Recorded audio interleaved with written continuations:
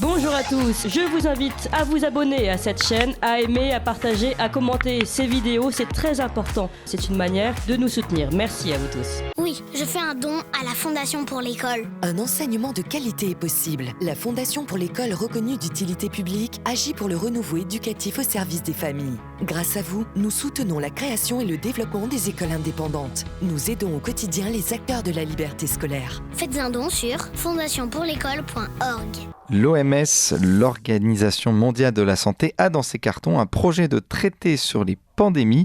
Alors à l'origine, l'OMS était un outil de conseil pour les pays membres en matière de santé, mais la pandémie a révélé sa véritable autorité sur ces pays et sa capacité à imposer une politique sanitaire, une autorité qui est d'ailleurs rarement contrôlée. Alors ce traité, qui devra être mis en œuvre l'année prochaine, élargira le pouvoir de l'OMS sur ses États membres, sapant pour certains le principe de démocratie en matière sanitaire. Et pour en parler ce matin, nous sommes avec Virginie Joron. Bonjour Virginie Joron. Bonjour. Alors vous êtes eurodéputée RN, vous êtes membre du groupe Identité et Démocratie, membre de la commission spéciale sur la pandémie Covid-19, leçons tirées et recommandations pour l'avenir. Et nous devrions être avec Édouard Husson, mais il va revenir avec nous très vite. Je suis là. Bonjour Monsieur Husson. Bonjour. Alors vous êtes directeur de la publication du Courrier des Stratèges, vous êtes auteur des chroniques Les Droites de Husson. Alors déjà, je voulais revenir sur l'OMS parce que depuis le 11 janvier 2021, le monde est toujours dans une pandémie alors que le Covid semble derrière nous. Enfin, l'OMS décrète que nous sommes toujours en pandémie alors que le Covid, on entend moins parler. Alors Virginie Joron, pourquoi l'OMS maintient aujourd'hui une pandémie ? C'est une question que je souhaitais poser lors d'une audition de la commission spéciale Covid. Comme vous l'avez mentionné, je suis membre de cette commission qui a une durée limitée dans le temps, puisqu'elle a été mise en place pour prendre des décisions, notamment sur la gestion des futures pandémies. Donc effectivement, le président de l'OMS, Tedros, excusez-moi, je connais son nom, est un peu compliqué, mais c'est le docteur Tedros devait venir à l'OMS et ça faisait partie des questions, puisqu'effectivement, ils ont déclaré cet état de pandémie le 11 mars 2021. Et depuis cette déclaration, il n'y a pas de suivi, on n'a pas de données qui pourraient maintenir cet état de fait. Et donc, moi, je regrette effectivement qu'il n'ait pas pu venir, puisqu'il y a plein d'autres questions autour de l'OMS, puisqu'on l'a constaté, c'est elle qui a déclaré cet état de pandémie, avec effectivement toute la mise en place après derrière de différentes stratégies par des États membres et surtout de l'Union européenne, parce que ça permet pour eux effectivement de mettre en place un plan stratégique.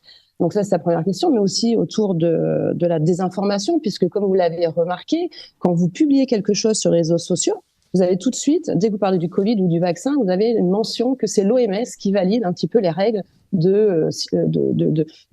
qui constate ou pas le bienfait, le bien fondé de l'information. Je ne sais pas si vous l'avez remarqué, et après des fois vous êtes même censuré. Donc il y avait plein de questions autour du pouvoir de cette OMS, puisqu'on l'a vu et vous l'avez mentionné, c'est une organisation internationale qui dépend de l'ONU. Ce sont des gens qui n'ont pas été élus directement par les gens. C'est souvent des gens qui sont placés. On se demande comment, puisqu'on vient d'apprendre dernièrement que M. Salomon allait être membre de cette organisation.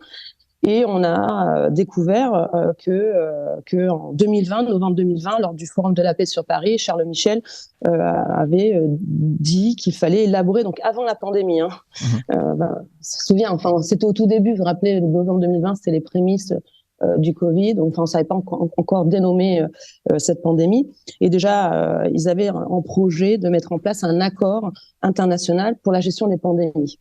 Et puis depuis cette annonce, il y a une mise en place par l'OMS d'un calendrier très précis, avec des réunions qui se déroulent à Genève, puisque le siège de cette organisation est à Genève. Et c'est pour cette raison que la semaine dernière, j'ai organisé une conférence, parce qu'on voit bien que cette organisation a de plus en plus de pouvoir, puisqu'ils le disent, c'est eux dans une communication. Là, j'ai retrouvé leur dernier communiqué, qui sont en train de mettre en place un outil vers un nouvel accord international de l'OMS juridiquement contraignant. Donc, ce qui veut dire que ça va avoir un impact direct sur nos libertés, j'ai envie de dire aussi, la liberté de choix par rapport à une stratégie vaccinale, par rapport peut-être aussi à la liberté d'aller et venir, puisqu'on a vu que l'outil qui a été majeur lors de la crise pandémique, ça a été le pass sanitaire. Et on voit bien que dans leur traité, il y a quand même un paragraphe qui va développer la sécurité sanitaire mondiale au regard du numérique. Donc ça veut tout dire. C'est effectivement peut-être la gestion des datas pour pouvoir bien réagir. Mais après, est-ce qu'on ne va pas aussi QR code et de nouveau remettre en place des passes sanitaires? D'autant que j'ai entendu que lors du dernier G20, certains États souhaitaient qu'on pérennise le passeport numérique. Donc voilà, on est face à cette organisation mondiale qui vient de plus en plus prendre le pouvoir. Il n'y a pas vraiment de transparence, il y a un peu de flou autour de ces négociations. Et c'est pour cette raison, quand j'ai fait une conférence la semaine dernière avec différents experts qui ont travaillé dans l'OMS et qui finalement font un bilan assez alertant et effrayant, puisqu'on voit bien, c'est pas moi qui le dis, quand vous faites une recherche sur cette organisation, on voit bien que elle date de 1948, et il y a eu beaucoup de scandales, parce que on le voit bien, une institution qui est entre les deux, hein. Donc il y a des États membres qui sont partenaires, et le problème, c'est que c'est financé par beaucoup de fonds privés, et du coup, ça pose question sur comment ils vont prendre ces décisions, s'ils vont pas être influencés par certains lobbies. Et pourquoi cette crainte? Parce qu'on a bien vu que la Commission, lors de la gestion de cette crise, pardonnez-moi, mais moi la conclusion, c'est qu'elle a été aussi influencée par certains laboratoires.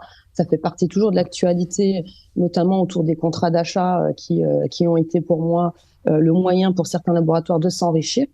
Et donc du coup, cette crainte qu'on a vue à la Commission, pour moi, on peut l'appliquer aussi sur l'OMS. Parce qu'on le voit bien que beaucoup de fonds privés financent cette organisation, que ce ne sont pas des gens qui sont élus, et ils sont aussi, et ça je l'ai appris lors de la conférence, ils bénéficient d'une immunité. Donc voilà pourquoi c'est un sujet qui est très important. Vous l'avez dit, il y a un calendrier qui est mis en place par cette organisation, et on a 12 mois pour alerter les gens, pour aussi en parler, parce qu'il faut, moi je suis pour le débat, et bien que le fond de cette organisation soit la santé pour tous, et là on ne peut pas effectivement être contre, mais sur qui va en bénéficier, pour qui, si c'est pour les citoyens, il n'y a aucun problème, mais si c'est contre les citoyens, et si c'est pour les lobbies, là oui, effectivement, il faut qu'on soit là et qu'on puisse contenir cette OMS qui, pour moi, pour l'instant, sous l'influence de beaucoup de lobbies. Il faudra être très vigilant. Et justement, on va revenir là-dessus sur l'influence de l'OMS, qui finance l'OMS et bon, quels sont les intérêts, de financer l'OMS. D'abord, je voulais revenir avec Édouard Husson sur l'OMS a modifié notamment la définition de la pandémie et a modifié les critères d'une pandémie. Alors, est-ce que l'OMS, pour vous, Édouard Husson, a modifié ces critères, notamment pour garder une sorte d'état d'urgence permanent dans le monde et pour pouvoir avoir une autorité sanitaire sur les pays membres de l'OMS? Alors, je crois qu'effectivement, si vous voulez, l'OMS reste sur le papier intergouvernemental. Simplement, on a tout ce que Madame Joron vient de décrire, qui sont des dérives possibles. Si vous permettez, je voudrais, si les questions de définition sont importantes, mais je voudrais insister sur un point. Il me semble qu'on est dans un calendrier qui a été indiqué avec un sentiment d'urgence et en gros, imaginons qu'un État mette du temps à signer l'accord international sur les pandémies. On va le montrer du doigt, on va lui dire qu'il est contre la santé du monde, etc., etc. Or, il me semble qu'il y a quelque chose que personne ne dit, c'est que on sort d'une phase, d'une séquence, et d'ailleurs pour l'OMS on est toujours officiellement en pandémie, mais il y a eu quand même un nombre de ratés absolument monumentaux. Premièrement, on ne sait toujours pas les origines officiellement du Covid, et c'est quelque chose sur quoi la Chine, qui a une influence indéniable sur l'OMS, n'a toujours pas fait la clarté. la Chine, mais il se peut aussi qu'il y ait eu des financements américains, si c'est une origine accidentelle, comme de plus en plus de gens le pensent, du fameux laboratoire de Wuhan. Bon, ces choses-là, moi je pense que, si vous voulez, on ne peut pas engager la signature de la France sur un nouvel accord, sur un nouveau texte, si il n'y a pas eu la clarté qui a été faite. Donc il y a les origines du Covid, il y a la manière dont la pandémie a été gérée, et au plan international, au plan national aussi. Moi, je suis quand même très étonné de voir que dans la campagne présidentielle française, il y a eu en 2022, il y a eu une espèce d'omerta sur tous ces sujets-là. Il fallait pas en parler. On n'était pas quelqu'un de sérieux, de responsable. Et les opposants à M. Macron ne l'ont pas attaqué, ou très peu, sur ce sujet où il y avait eu un certain nombre de ratés. Et puis, il y a la question que Mme Joron soulevait aussi, qui est celle de l'utilisation de l'argent, de la contribution française. Il y a des choses dont je m'étonne qu'elles ne soient pas plus discutées, là encore, dans un contexte d'après la très mauvaise gestion du Covid-19. La France ouvre, par exemple, et finance, à ma connaissance, à hauteur de 120 millions, une académie de l'OMS à Lyon. C'est pas rien. Et qu'est-ce qui va s'y faire exactement? Comment les gens y seront formés? Il me semble avoir lu dans les documents budgétaires de l'OMS que pour l'année dernière, la France a contribué à hauteur d'environ 130 millions à l'OMS. Est-ce qu'il va y avoir un vrai débat au Parlement français sur ces sujets-là? Est-ce que les groupes d'opposition vont s'en saisir? Parce que il y aurait une question, il y a une question qui se pose en général pour la France et ses engagements internationaux. Je pense que lorsque nous aurons à nouveau un gouvernement digne de ce nom, j'espère que des gens comme Mme Joron en feront partie, j'espère qu'on va poser la question quand même de ce qui est fait des contributions françaises à toutes les organisations internationales. Et je crois qu'il faut le poser de manière neutre, sans tabou, mais en demandant quel est l'usage qui est fait de l'argent, qui est l'argent du contribuable français. Il me semble, si vous voulez, que ça, c'est un préalable, parce que si on rentre tout de suite dans une querelle sémantique avec, oui, bien sûr, les bureaucraties sont faites pour développer des documents dont les termes vont être à la fois assez vagues pour être attrape-tout et assez technocratiques pour pouvoir contraindre les États et les emmener là où ils ne veulent pas. Mais il me semble qu'il y a quand même le nerf de la guerre. Ça reste une organisation intergouvernementale, et tout État, en particulier la France, qui est un gros contributeur, a une possibilité de faire pression en mettant en question la pérennité et au-delà de ce qu'imposent les traités, mais la pérennité d'un certain nombre de financements. Et donc, oui, donc cette pandémie, en tout cas cette définition de la pandémie, l'idée c'était de dire qu'aujourd'hui elle est étendue pour pouvoir donc maintenir un état d'urgence, ou alors pour pouvoir donc exercer son autorité sur les pays membres, même si il n'y a pas véritablement de pandémie, en tout cas d'alerte ou de surmortalité. Nous, en attendant, il est presque 8h et c'est l'heure du bulletin d'actualité d'Emmanuel Noël. Ligne droite, le témoin a dit la vérité, il doit être exécuté. La table ronde. Et dans cette table ronde, nous sommes avec Édouard Husson, directeur de publication du Courrier des Stratèges, auteur des chroniques Les Droites de Husson, et avec Virginie Joron, eurodéputée RN, membre du groupe Identité et Démocratie. Virginie Joron, vous en avez un petit peu parlé tout à l'heure, des mesures prévues dans ce traité de l'OMS. On a parlé notamment de la gestion des données, mais quelles sont les différentes mesures et en quoi ça va, quels vont être les changements par rapport au pouvoir qu'avait l'OMS pendant la pandémie, en tout cas à partir de 2021? On attend aussi la production des amendements. Pour l'instant, on a un cadre assez général où, en fait, vous avez une procédure surtout qui est adressée aux États membres avec diverses recommandations en matière de calendrier de mise en place de vaccins. Donc, c'est un peu la difficulté de se positionner, parce qu'effectivement, pour l'instant, on n'a qu'un cadre général, c'est qu'ils annoncent effectivement qu'il va y avoir une saison des pandémies, que du coup, il va falloir que les États membres, les 194 États membres qui sont partenaires de l'OMS aujourd'hui, puissent signer, ratifier ce traité. Donc effectivement, ils vont focaliser sur l'accès au vaccin. C'est surtout la priorité, c'est ça. C'est un accès plus équitable au vaccin. Ils annoncent quand même si le cadre est flou, que ce traité va être contraignant juridiquement, ce qui veut dire qu'il va y avoir un suivi avec des sanctions. Là aussi, on ne sait pas quel type de sanctions ils vont mettre en place, mais comme l'a dit M. Husson, ça va être effectivement, on va dénoncer les États membres qui vont pas ratifier ce traité et en les culpabilisant. On a aussi l'impression que ce traité, puisque comme on le sait, l'argent c'est le nerf de la guerre, donc le pays le plus fort, celui qui contribue le plus à ce budget, il aura un droit de regard plus important par rapport aux autres. Ça, c'est pas écrit, mais c'est quand même effectivement la donnée qui ressort dans la lecture de ce document, puisqu'on voit bien que comme les États-Unis sont les contributeurs les plus importants, après vient l'Allemagne, la France et aussi le Japon et la Chine. Donc effectivement, on voit que ça peut être aussi un outil de géopolitique. Donc ça, c'est aussi une alerte qu'on s'est mis, puisque on voit bien que, comme vous l'avez dit, elle n'a pas été efficace, notamment sur la volonté d'enquêter sur l'origine de Wuhan. On voit aussi que le premier point, c'est une stratégie vaccinale, donc au détriment de toutes les autres traitements qui pourraient être envisagés en recherche et développement, en innovation. Et donc en fait, et aussi effectivement une volonté de partager les données. Mais voilà, ce sont des gros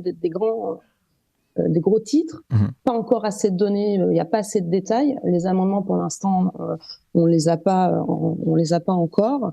Et notamment parce qu'en fait, il y a deux choses. Il y a donc ce cadre, ce traité international, et en même temps, en parallèle, ils veulent réformer le règlement sanitaire international qui date de 2005. Et là, effectivement, ça sera à l'intérieur de ce document qu'on verra effectivement les mesures plus concrètes. Et donc, il y a deux choses qui sont en train d'être négociées. Et puis, la Commission, donc l'Union européenne, s'est tout de suite positionnée pour être partenaire de l'OMS, parce qu'elle considère qu'elle a été très active et son bilan est assez positif dans la gestion du Covid.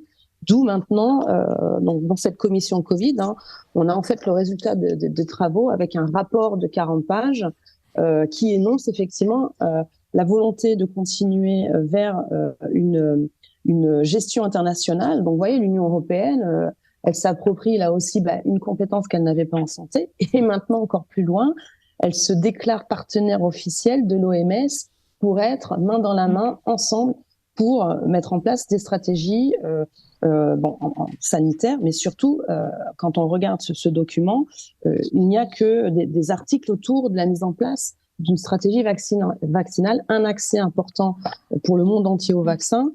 Et on le sait bien, les laboratoires sont derrière, avec effectivement une volonté de intégrer de plus en plus ces laboratoires, puisqu'on voit bien, par rapport au budget, c'est les États qui financent le plus. Et on le voit, ça fait partie effectivement des problématiques de l'OMS. Dans la conférence, c'est ce qu'on a soulevé, c'est-à-dire qu'un État, en fait, il flèche les budgets.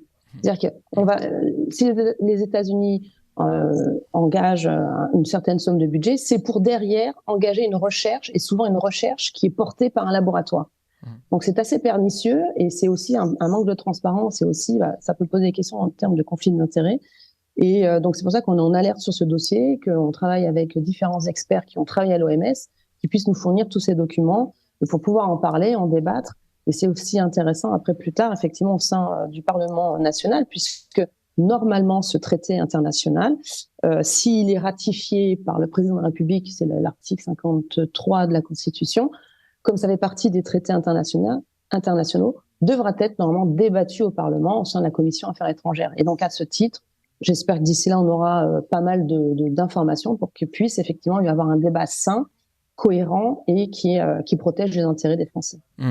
Oui, donc c'est une obligation d'investissement sanitaire dans des budgets internationaux. Il y a aussi donc une obligation, vous avez dit, de suivi juridique avec des sanctions. Tout ça, Édouard Husson, ça pose la question de la souveraineté nationale, parce que c'est à partir du moment où c'est l'OMS qui décidera pour les nations de la politique sanitaire à adopter dans une période de pandémie. Donc les États ne seront plus souverains en matière de santé.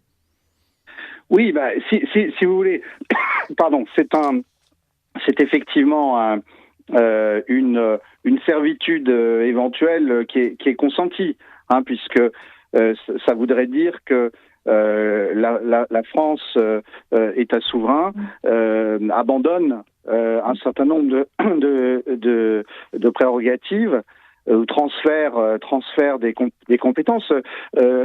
Madame Joron rappelait très justement que à l'occasion du Covid-19, la pandémie de Covid-19, la Commission européenne a tiré à elle les questions de santé, alors que ça n'était pas dans la répartition des compétences entre le niveau fédéral et le niveau des États membres. Donc, moi, je crois, si vous voulez, effectivement, le débat qui aura lieu au Parlement, auquel Madame Joron faisait allusion, va être absolument décisif, parce que c'est l'occasion de poser un certain nombre de questions. Mais moi, pardonnez-moi de faire un tout petit peu de politique. Je crois qu'il faut se placer. On est dans une situation où le pouvoir de Monsieur Macron est fragilisé. Il y a un certain nombre de questions qui se posent. L'opinion publique, on voit bien qu'elle ne supporte plus les choses qui sont décidées par en haut et imposées par en haut. Et là, a fortiori sur un traité international qui deviendrait contraignant et qui ferait que la France n'exercerait plus ses prérogatives, encore plus que pour une réforme comme la réforme des retraites qui a été imposée ou que le gouvernement essaye d'imposer par une sorte d'oukase. Donc il faut vraiment se mettre dans l'état d'esprit de changer complètement. Il n'y a pas de fatalité, si vous voulez. C'est tout ce que décrit Madame Joron est terrifiant. Mais en même temps, il y a tout un travail qui a été fait d'information, malgré la censure sur les réseaux sociaux, qui a été fait allusion tout à l'heure, malgré les contraintes gouvernementales, le pass sanitaire, etc. Il y a un certain nombre de choses qui n'ont pas marché. On parlait de la question des vaccins. C'est quand même fascinant de voir que la question des vaccins reste aussi centrale, avec les conflits d'intérêts qu'on a vu surgir concernant les laboratoires. Il y a la question de la transparence. Donc c'est vrai que dans un moment de l'histoire de la Ve République où le Parlement a été en partie revigoré, même si je pense qu'il ne fait pas malheureusement complètement usage de ce qu'il a à sa disposition, eh bien, lançons un débat et commençons par ce débat public. Et c'est vrai que là, il y a vraiment un devoir d'information, et on peut vous remercier d'aborder ce sujet ce matin. Il va falloir beaucoup d'heures d'information de ce type pour poser ces questions. Et on va se retrouver évidemment dans toujours le même cycle, c'est-à-dire que tout ce que nous sommes en train de dire, ça doit être jugé par 98% ou 99% des experts du paysage médiatique subventionnés comme du complotisme. Je suis en vidéo, vous pouvez faire moins de bruit s'il vous plaît. Vidéo, vous pouvez faire. Pardon, excusez-nous, vous avez continuez, Monsieur Husson. Pardon. Donc ça doit, je veux dire, tout ce que nous disons va être classé de l'ordre du complotisme. Sauf que, comme le disait avec humour Elon Musk il y a quelques jours concernant Twitter, tout ce qu'on avait dit sur Twitter qui était qualifié de complotisme, en fait, c'est avéré. Et je crois que c'est la même chose sur les affaires de santé. Là, on avertit, des gens comme Madame Joron avertissent à l'avance et font un travail on va se faire traiter de complotistes quand on relaie les avis de ces experts qui ont travaillé à l'OMS et qui savent de quoi ils parlent de l'intérieur. Quand moi, tout à l'heure, je mettais en cause, et on l'a fait beaucoup au courrier des stratèges, la manière dont ce qu'on appelle la pandémie a été horriblement gérée. Pour l'instant, on est ridiculisé, on est très dans la boue quand on dit ces choses-là, mais pourtant, il faut continuer, parce que je crois qu'il y a une prise de conscience dans l'opinion qui s'est faite au fur et à mesure de la pandémie, et il faut effectivement, là on a la chance de pouvoir anticiper, de pouvoir prévenir, et faisons-le. Et justement, donc vous disiez, Monsieur Husson, que tout ça a été imposé par en haut, décidé par en haut, mais qui est influencé en haut? C'est-à-dire qu'on parle des conflits d'intérêts. Virginie Jouron, je voudrais revenir là-dessus. Quels sont les réseaux de l'OMS? Qui finance l'OMS? Quel bénéfice en tire-t-il si ça ne vient pas du peuple, toutes ces décisions de qui influence finalement l'OMS? Alors, j'ai retrouvé un reportage très intéressant de Arte qui dit, je vous invite à le revoir, l'OMS influencée par différents lobbyistes. Alors, c'est pas moi qui le dis, parce que dès qu'on parle de Bill Gates, il y a tout le monde qui nous saute dessus, on est des affreux complotistes. Mais encore une fois, dans ce reportage, on voit bien que les influences sont diverses et variées, mais surtout, elles défendent que des intérêts privés. Le plus gros fonds privé qui finance l'OMS, c'est la fondation Bill et Melinda Gates. Donc ça, c'est le premier point, avec effectivement derrière, on le voit dans ce reportage, que les travaux et les décisions de l'OMS sont influencés par ce fonds, puisque ils veulent effectivement déployer des vaccins en Afrique, et ils le dénoncent en disant, d'un côté, effectivement, ils veulent imposer cette stratégie vaccinale, et alors qu'il y aurait d'autres moyens de lutter contre la pauvreté, et aussi pour favoriser l'accès à l'eau, et qui permettrait effectivement pour certaines maladies de la contenir. Donc, ils le font pas. Donc, on voit très bien qu'effectivement, c'est le payeur qui influence les axes de décision de l'OMS. Un autre exemple, c'est aussi, on le voit dans ce reportage, c'est les lobbyistes privés. Monsanto, effectivement, qui a influencé la décision de l'OMS par rapport au glyphosate. Et puis, comme je l'ai dit tout à l'heure, c'est les États qui, en fonction du montant du budget, par rapport à des demandes de leurs laboratoires en matière de recherche, qui vont demander à l'OMS d'influencer ou pas telle recherche. Et puis après, comme un autre exemple flagrant, c'est aussi encore le marché de l'industrie pharmaceutique, qui on ne sait pas pourquoi, là encore, en fonction des experts qui sont mis en place, parce que là aussi, comment sont choisis, parce qu'on ne sait pas comment sont choisis ces experts. Il y a un concours effectivement pour certaines personnes, mais le secrétariat, c'est-à-dire donc l'organe décisionnel, c'est choisi en fonction d'eux. Comme je l'ai dit, Monsieur Salomon, on l'a envoyé là-bas, Madame Buzyn aussi. Sur quels critères, sur quelle base? Donc, et on voit que cette non-transparence, ces conflits d'intérêts. Et un autre exemple, c'est par rapport, ça a été donc dit lors de la conférence par des experts qui ont travaillé dans l'OMS, qui ont vu tout cela par rapport au cholestérol, où ils ont abaissé la norme pour pouvoir derrière favoriser l'industrie pharmaceutique pour continuer à déployer le plus de médicaments. On le voit bien qu'effectivement, il y a derrière les laboratoires qui influencent certains gouvernements, qui influencent certaines fondations, et puis derrière, vous avez après des stratégies, que ce soit vaccinales, ou sinon le déploiement de certains médicaments. Ils disent, c'est eux qui définissent aussi certaines normes. Par exemple, j'ai vu sur tout ce qui est autour des problèmes mentaux. Donc, en fonction d'une définition plus large des problèmes mentaux, vous avez derrière toute une nouveauté concernant la mise en place de nouveaux médicaments. Et donc, ça favorise le marché, ça déploie le marché, et ça favorise effectivement les offres commerciales de certains laboratoires. Donc voilà, ça pose problème surtout à ce titre, parce qu'effectivement, on voit bien que, moi je le vois à la commission, c'est encore un sujet d'actualité. Je vois que bientôt il va y avoir un reportage sur Madame van der Leyen. Jusqu'à présent, même après tout ce travail au sein de la commission, on n'arrive pas à justifier ce nombre énorme de doses. 4,6 milliards de doses. Il y a eu à peu près moins d'1 milliard de doses injectées dans l'Union européenne. 600 millions de doses, on ne sait pas où elles sont. Et pareil, 600 millions de doses qu'on a envoyées à COVAX. COVAX qui ne fonctionne pas. Donc, c'est une plateforme pour récupérer les stocks des États membres qui n'en veulent plus, pour pouvoir les donner gracieusement aux pays africains qui en auraient besoin. Donc, pourquoi avoir autant acheté? On se retrouve, comme vous l'avez dit, même si l'OMS maintient l'état de crise pandémique, on a une réalité, même si la semaine dernière, on voit que le gouvernement pousse un petit peu à l'injection en disant qu'il y a le Covid et qu'il y a une sixième... ils ne savent plus quelle vague, puisqu'ils ne parlent plus de vague. Ils disent que le Covid revient, qu'il faut passer à la sixième dose. Mais là aussi... par rapport à quel variant, parce que là, il y a quand même une réalité. Ça fait 3 ans et demi maintenant que nous sommes en crise pandémique, mais il y a eu différents variants. Là, on ne parle plus de variants, donc on a injecté quelle dose, quel variant.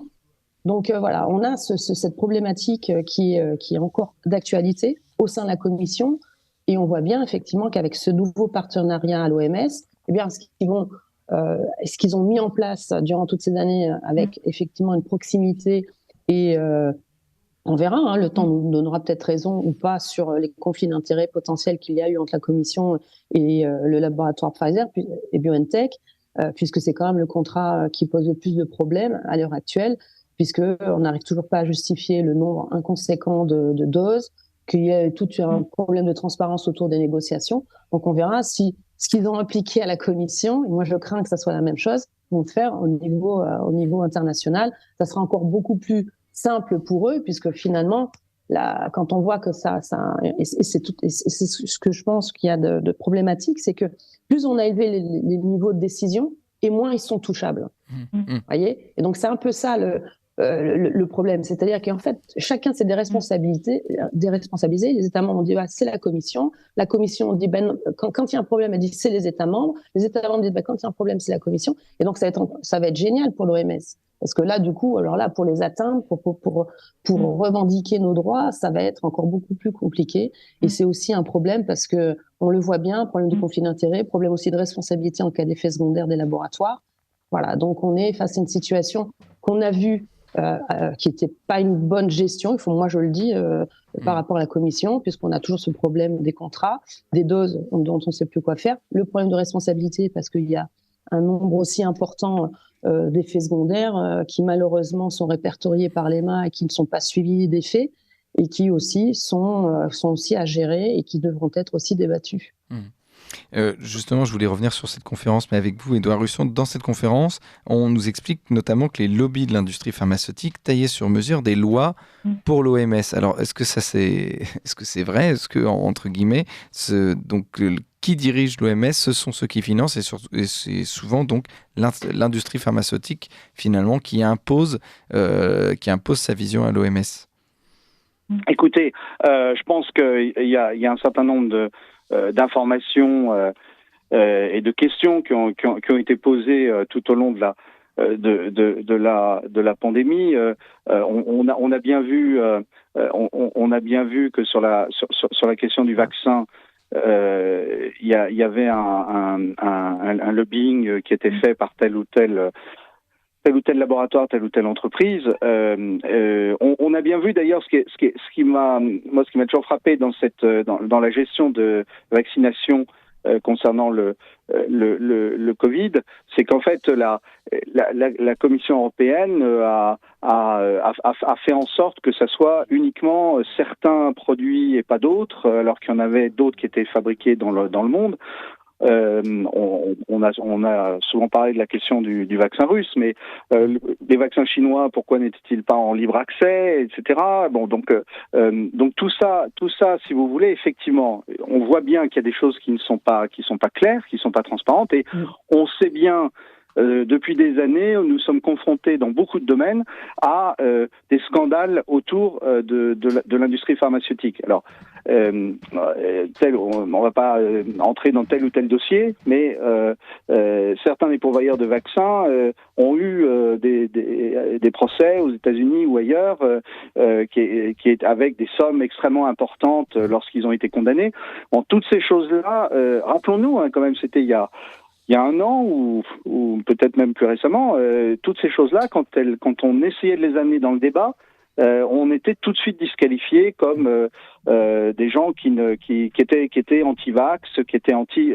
La question n'était pas là. Et vous soulevez très justement la question du lobbying, la question des conflits d'intérêts. Il y a un certain nombre de choses sur lesquelles il va falloir demander que l'information soit portée à la connaissance du public, et c'est là on revient finalement à la question politique, à la question parlementaire. Imaginons qu'il y ait pour telle ou telle raison, selon tel ou tel scénario politique, qu'il y ait des élections législatives anticipées avec de nouveaux élus, avec un nouveau rapport de force, je pense que c'est des choses qu'il va falloir porter très tôt dans la campagne, ce type de sujet. Et ce que le Conseil des stratèges fera, c'est de porter ça auprès de différentes forces politiques, en espérant qu'elles le relayeront. Oui, il y a des conflits d'intérêts par le passé, on l'a vu. Oui, il y a des choses qui sont absolument pas claires, et la manière dont on n'arrive pas à savoir les conditions dans lesquelles a été signé l'accord entre Pfizer et la Commission européenne est typique. Oui, comme disait Madame Joron, la question du nombre de doses et ce qui en est fait, c'est quand même aberrant quand on voit le nombre de doses qui ont été achetées et sans qu'il y ait aucun suivi. Mais encore une fois, on revient à la question de l'OMS et de la souveraineté. Tout ce dont nous parlons, ce sont des abandons de souveraineté consentis par des gouvernements et que des parlements laissent faire. Il n'y a pas que la France, mais c'est vrai que la France, sur ce sujet-là, a été particulièrement dans une logique d'abandon depuis des années, et il s'agit d'inverser ces tendances. Rien n'empêche demain telle ou telle commission de l'Assemblée nationale, puisqu'on parlait de Monsieur Bill Gates, par exemple, de convoquer Monsieur Bill Gates pour lui demander un certain nombre d'éclaircissements sur les activités de la fondation Bill et Melinda Gates et sur d'éventuels conflits d'intérêts. Rien n'empêche de le faire. Sinon, sans doute, la peur de représailles, je ne sais pas d'où elle viendrait d'ailleurs, mais enfin, bon voilà. Donc ces choses-là, il faut les inverser. Et même chose pour les laboratoires pharmaceutiques. Même chose. On doit ça aux citoyens français. On doit ça à la santé publique française. Si les mots ont un sens, la santé publique, le moins qu'on puisse dire, c'est que depuis mars 2020, même un peu avant, elle a été très malmenée. Et il s'agirait d'inverser la tendance. C'est pas à l'OMS de dire aux États ce qu'ils doivent faire, c'est éventuellement aux États de décider ce qui peut être coordonné dans le cadre de l'OMS, mais vraisemblablement en ayant d'abord procédé à réclamer un droit d'inventaire. Virginie Joron, pour conclure, quelles sont les alternatives au Parlement européen pour éviter l'adoption de ce traité ? On continue l'information, parce que comme on l'a dit, c'est aussi très important de diffuser. Je vous remercie effectivement d'en parler, parce que ça fait depuis 2 ans qu'on sait qu'il y a ce traité dans les tiroirs, personne n'en parle, c'est pas du tout dans l'actualité, alors que c'est dans 12 mois, qu'il y a des tractations tous les mois, donc l'information est importante, et je vous remercie encore une fois de faire ce type de table ronde. Moi, je continue toujours à faire des conférences et à en parler. Après, concrètement, politiquement, moi j'ai déposé cette résolution, parce que je considère qu'effectivement, les laboratoires ont été impliqués dans cette stratégie vaccinale, et maintenant, il y a un très grave problème, c'est les effets indésirables, dit les effets secondaires. Donc, on a à peu près 1,6 million d'effets indésirables qui ont été répertoriés par l'Agence du médicament européen, qu'on a toutes différents, malheureusement, d'issues fatales par rapport au laboratoire.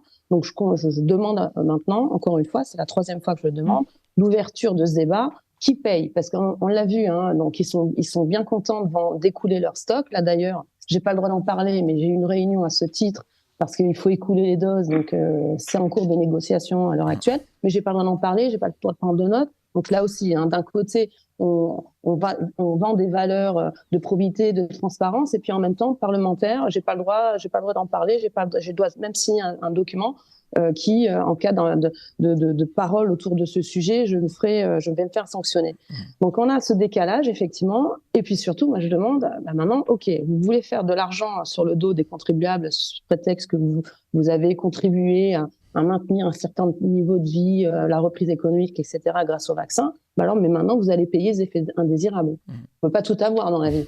Donc voilà, c'est un vrai sujet. J'espère que ce sujet aussi sera remis sur le haut de la pile du dossier, parce que quand on parle des effets secondaires, on est tout de suite attaqué. Oui, bénéfice-risque, oui, on a sauvé des gens, on a plus sauvé de gens que l'inverse, que finalement, ça serait du fake news. Donc c'est important, j'en parle, parce que il y a beaucoup de gens encore aujourd'hui qui m'alertent et qui vivent ça au quotidien. Je rebondis juste sur le décret là de monsieur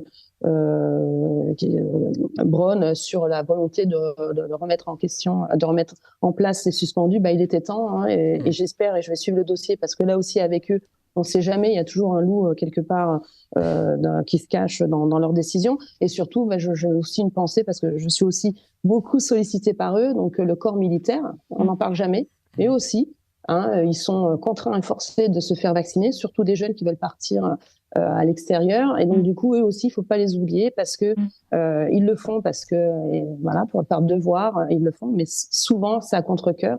Et il ne faut pas les oublier. Je pense que c'était pas une bonne décision quand on avait un vaccin qui était en cours comment dire, d'expérimentation, hein, très bien si certains l'ont bien vécu, mais ceux qui l'ont mal vécu, il faut penser à eux, et surtout ceux aujourd'hui qui ont des effets indésirables, et ils sont nombreux. Donc voilà un peu mon mot de conclusion. Donc toujours de l'action, toujours nous au niveau au Parlement européen, des conférences, des propositions de résolution, des recours qui suivent son cours. En tout cas, on lâche pas le dossier. Surtout, comme je vous l'ai dit, hein, il y a une semaine, on m'a donc muselé pour pas parler de ce dossier. Donc, on va encore plus en parler, mais d'une autre manière. Merci beaucoup Virginie Joron. On rappelle que vous êtes eurodéputée RN, membre du groupe Identité et Démocratie. Et merci à vous, Édouard Husson. On rappelle que vous êtes directeur de publication du Courrier des Stratèges et auteur des Les Droites de Husson.